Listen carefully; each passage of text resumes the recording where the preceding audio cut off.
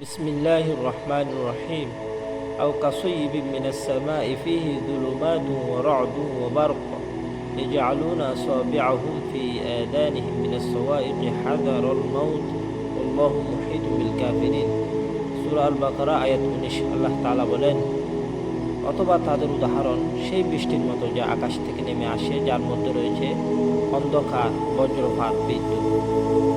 তারা বজ্রপাতে বইয়ে মৃত্যুর আশঙ্কায় তাদের আঙুলগুলো খানে ঢুকিয়ে রাখে। কাফেরদের আল্লাহ চতুর্দিক থেকে ঘিরে রেখেছেন। এতে আল্লাহ তাআলা বুঝাতে চেয়েছেন,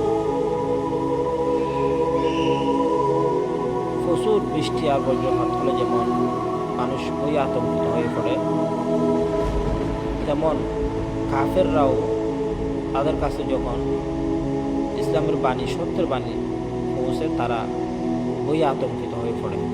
আর সত্যের বাণী যেন তাদের কানে না পৌঁছায়, সেই জন্য তারা তাদের আঙ্গুলগুলো কানে ঢুকিয়ে রাখে। আর তারা মনে করে তারা আল্লাহর আয়াতের বাইরে। তো আল্লাহ তাআলা বলেন, আমি তাদেরকে চতুর্দিক থেকে ঘিরে রেখেছি, তারা কখনো আমার আয়াতের বাইরে নয়।